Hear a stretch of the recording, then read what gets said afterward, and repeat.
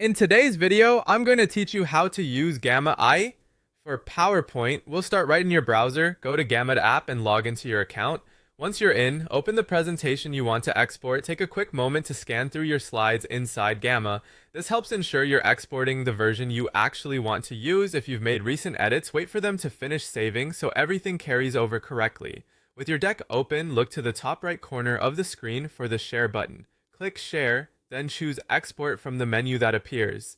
Export is what converts your Gamma presentation into a file you can use outside of Gamma, so this is the gateway to getting a PowerPoint version you can edit and present offline.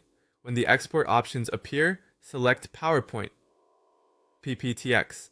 This generates a standard PowerPoint file that stays editable, so your slides, text boxes, and images remain accessible once you open them in Microsoft PowerPoint.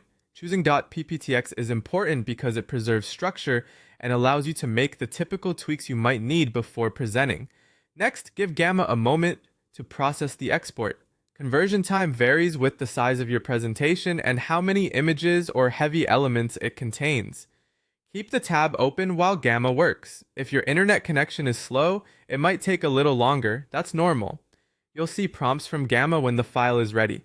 Once the export finishes, click Download and save the PPTX file to your computer. Pick a location you'll remember, like your Downloads folder or desktop, so it's easy to find. If your browser asks for permission to save the file, confirm it. It's a good idea to keep the original Gamma tab open until you verify the downloaded file opens correctly. Now open the file in Microsoft PowerPoint. Walk through your slides and review three things closely: fonts, spacing, and images. For fonts, if a custom typeface isn't installed on your computer, PowerPoint may substitute it, which can change the look. If that happens, install the needed font or choose a close alternative.